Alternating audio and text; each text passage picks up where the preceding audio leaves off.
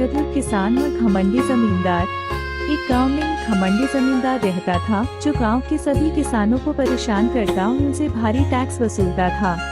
एक दिन जमींदार ने गांव के एक गरीब किसान रघु को बुलाया और उससे कहा, तुम्हें अगले हफ्ते तक मेरा सारा कर्ज चुकाना होगा, वरना तुम्हारी जमीन तुमसे ले लूंगा। ऐसा बोल के जमींदार वहाँ से चला जाता है। रघु बहुत परेशान हुआ, लेकिन वह चतुर भी था।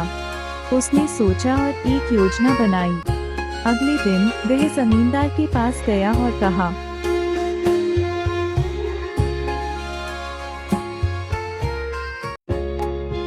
मालिक, मैं आपको आपकी जमीन पर सबसे बड़े पेड़ के नीचे एक अनमोल खजाना दूंगा, लेकिन आपको उस खजाने को पाने के लिए अपनी आंखें बंद रखनी होंगी।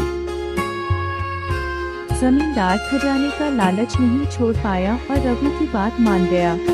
उसने अपनी आंखें बंद की। रघु ने एक बड़े बोरे में गंदगी और घास डाल दी और जमींदार के पास रखा।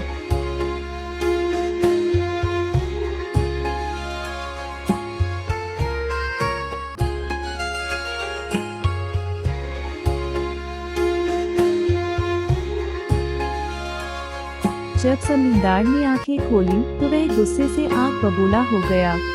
रघु ने कहा, मालिक, असली खजाना तो हमारे खेतों में है। अगर आप हमें परेशान करना छोड़ दे और हमें सही तरीके से खेती करने दे, तो आप सच्चे खजाने का आनंद ले सकेंगे। गांव वालों ने जमींदार की हंसी उड़ाई और जमींदार को अपनी गलती का एहसास हुआ। उसने किसानों को सही से खेती करने दी और अत्याचार बंद कर दिया। कहानी से हमें ये सीख मिलती है कि लालच में आकर किसी की मेहनत और बुद्धिमानी को कम नहीं आंकना चाहिए।